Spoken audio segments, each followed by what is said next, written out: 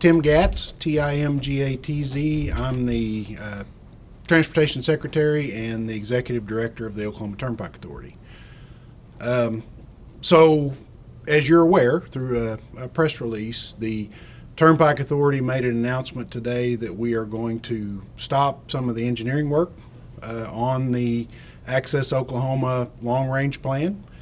And, I think that I would characterize that decision as not because the Turnpike Authority is having financial difficulties, not because of anything other than the fact that in order to progress Access Oklahoma further in the engineering process, because up until this point we've been using pay-as-you-go, we're going to have to access the bond markets as we do in all of our programs whenever we do something like driving forward.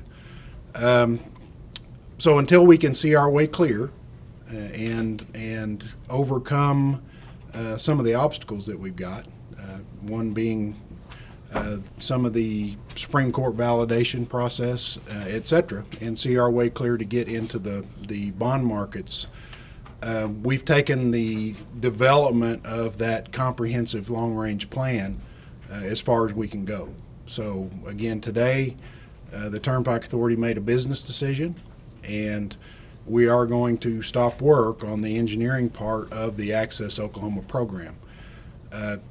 I would emphasize that doesn't impact some of the other work that the Turnpike Authority has ongoing.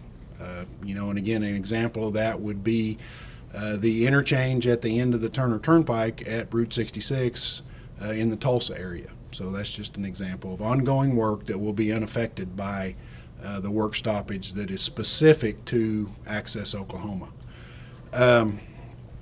Be happy to answer any questions that anybody might have. I know we gave you a pretty detailed press release, but again, I'd be happy to address any questions anybody may have. Sir, Attorney General Drummond announced a statement today saying that the audit that he's ordered, in his words, is needed now more than ever. Do you have a response to that? Again, we talked about the Attorney General's request for the investigative audit. That's not something that we're averse to. That scrutiny is welcome by the Turnpike Authority. And again, certainly we are going to do everything that we can to alleviate any concerns that the Attorney General has. And again, look forward to working with the state auditor also. So, at the end of your press release, you kind of allude to work could resume on the Access Oklahoma project. So does that mean that it's not over? It's just No. By no means is the plan is simply delayed until the point that we can see our way clear to go to the bond markets. Because again, the Turnpike Authority advances big programs like Access Oklahoma by accessing revenue bonds through the bond markets, and we rely on those revenues to help us make progress. We've progressed Access Oklahoma on a pay-as-you-go basis to the point that we, again, that this is as far as we can go without access to those revenue bonds. So if that makes sense. And eventually, again, as the Supreme Court validation is resolved, as litigation and ongoing concerns like that are resolved, maybe the Attorney General's audit is something that we'll have to take a hard look at once we understand the scope of it. Our intent will be to go ahead and find our way to the bond markets after all of those unknowns are known, and we'll act accordingly. So again, it's a stoppage. It doesn't mean that it's over. And it's probably hard to predict when things could resume. I wouldn't speculate. Again, where we're at today is we've just taken it as far as we can go on a pay-as-you-go basis. And again, this is not a reflection of the financial condition of the Turnpike Authority. We just had our audit, and I might emphasize an award-winning audit performed by our independent auditor that talks about the condition that the Turnpike Authority is in, which is a good, favorable financial position. We want to make sure we keep it that way. So again, without access to bond revenues, we just don't have a way clear to progress any further. So groups like Pike Off OTA, which are celebrating today, with your response you just gave, they're probably over celebrating because homes could still get displaced. You know, I understand the level of concerns that the groups like Pykoff have, and you know, we're certainly trying to find ways that we can work together to increase everybody's understanding about what we're trying to accomplish. And again, we're at a point now where we've got to slow and stop progress, and we've triggered that as of today. I think as you look forward, the need for the projects that are encompassed within Access Oklahoma, you know, not just the expansion routes in South Oklahoma City, but the whole of Access Oklahoma, I think the needs are not diminished. They're going to remain. You know, we're going to have to continue to try to find ways to solve those transportation problems. And again, this comprehensive long-range plan, and again, guys, you've heard me say this a lot, the Turnpike Authority chose to use a 15-year window to be the most open and transparent that we can be to the citizenry that we serve, and that's the Oklahomans that we serve.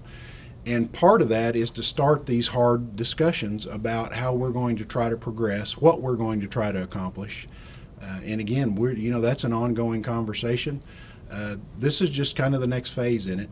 And again, by no means are we abandoning the concepts that are presented in Access Oklahoma, but you know, fundamentally, this is a business decision on the part of the Turnpike Authority where we just can't go forward any further without access to those bond revenues that we rely on for programs like this.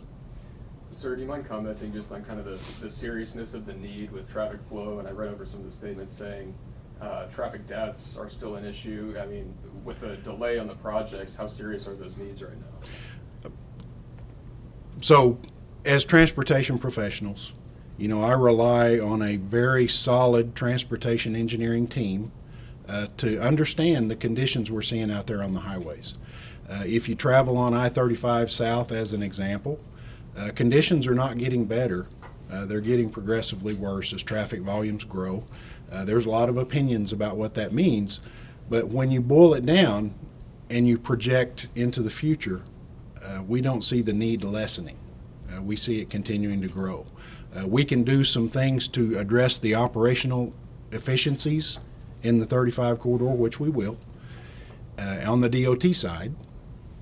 But the need for these reliever routes to move traffic around those worsening conditions is real, and it will not heal itself. It's not going to go away. So we've got to continue to try to find ways to make a difference, and we believe that Access Oklahoma is the right way to accomplish it. Extend that further. You know, we've got traffic conditions on the Turner Turnpike that are going to require widening it to 6 lanes for the full length. We need to do that today. That's about the ability of the Turner Turnpike to support capacity and the volume of traffic that we're seeing on it. But it's also about refreshing the Turner Turnpike that served us pretty well for about 70 years, but is in need of major improvement. You know, so whether you're talking about the Will Rogers in Tulsa, whether you're talking about new interchange access points across the Turnpike network where communities may have just flat been bypassed, all of that fits together in this comprehensive plan. And again, that was our intent, was to bring this forward in a comprehensive manner, make sure everybody understood what we were going to try to accomplish, and then clearly communicate how we were going to try to get there. The work stoppage that we declared today, again, is about the engineering, and we'll restart that work as soon as we can see our way clear to get into the bond markets. And just, can you explain again in simple layman's terms what you mean by this clear timetable for access to the bond market? So again, we rely on Supreme Court validation, and that process is ongoing. And then there are other litigation that's out there that also is ongoing. And as we resolve some of those lawsuits and we resolve the validation, it becomes easier for us to understand when we communicate with rating agencies, that are going to be responsible for giving us a rating on our bonds. The Turnpike Authority now's bond rating is AA minus. Until all of that's resolved, you can't have a detailed communication with those entities to be able to prepare to go and market our revenue bonds that'll be necessary to construct the turnpikes. So, you know, it's trying to think of a more straightforward way to explain it, but that's it. We have unknowns. You know, the validation is quite frankly, we believe that these routes are valid, but until the Supreme Court provides a ruling, you know, that's an unknown. So until we begin to resolve some of these unknowns, you know, we can't go forward into the bond market in good conscience, and that's where we find ourselves today. Do you have any kind of ballpark estimate or time frame at all of when you might have an idea when you could pick all of it up again? I wouldn't speculate. You know, again, these are things that are working their way through the courts, and you know, again, I'm not painting any of that in a negative light. These are all checks and balances that are built into the system on how we deliver turnpikes that are important. So I don't want anybody to leave here thinking we're minimizing any of that, because we're absolutely not. These are important steps. They just haven't progressed as timely as we anticipated. And again, this is purely a business decision on how far we think we can go without being able to get to the revenue bonds that we Do you need. guys have any concerns? Because Pike off OTA said that the 3 pending lawsuits, the 2 bills in the legislature, and then the AG's audit may bring the end of this project. Do you think that's accurate? I wouldn't speculate on that. You know, again, the thing I always emphasize is the Turnpike Authority is very well managed financially and from a business perspective. And I don't have any misconception about what they're doing or how they're doing it. I think they're doing very well in all aspects. So, you know, I don't have any concerns about the audit. Again, the litigation, the validation will have to run its course, and the courts will do what the courts do. And that's okay. Those are all checks. Again, I can't emphasize that enough. They're checks and balances that are built into the process to make sure that we're doing the right thing. And again, in a big program like this, in a 15-year long-range plan where we're projecting how we're going to try to address the needs that are out there on the transportation system, you have to have this scrutiny. It's important to have this scrutiny, and we're just going to have to work our way through it. What today is about, and what our notice was about, is we've gone as far as we can go, paying as we go. And as the Turnpike Authority always does, we need now to get into the revenue bond market to be able to progress further. And so we're calling a stoppage until we can resolve some of the unknowns that are precluding us from getting into the bond markets, and then we'll advance forward. A question from Barbara Hoberock from the Tulsa World. Will OTA lose any money as a result of the decisions to put access on hold? It'd be tough to put a number to it, but I'll tell you, sure. Yeah, because once you begin to stop a development of a program like this, it can be challenging to restart it. And also, you know, you look at the bond markets just in themselves, and the up and downs of the interest rates that we potentially might encounter. Yeah, there's potential we will realize and incur some costs that we hope not to incur. But fundamentally, I think when you stop a program like this and stop the development, there will be some cost associated with restarting it.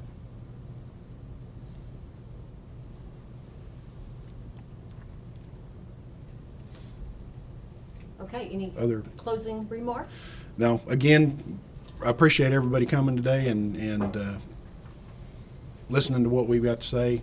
It's a simple business decision at the end of the day. Took it as far as we could go, access Oklahoma in a 15-year plan on a pay-as-you-go basis. And now we're simply going to have to resolve some of the unknowns that exist before we can access the revenue markets. And again, that's why we're here today. So I appreciate you guys coming in. Secretary Gatz, when you say pay-as-you-go, what funds are those that you're paying with? So when the Turnpike Authority takes on a pay-as-you-go basis, it is our general revenue fund that can be used to advance projects like this. But again, at some point, you exhaust the ability to do that in a good business framework and a good financial framework, and that's the point we're at. So again, the Turnpike Authority is not on a unstable financial footing, but we don't want to get that way either. So, here's where we are today, and so that's where we're going to stop. When you say pay as you go, do you have any estimate of how much has already been invested in the project? I don't know that number off the top of my head, but we can get it for you. Okay. Okay, thank you. Thank you, guys. Thank you.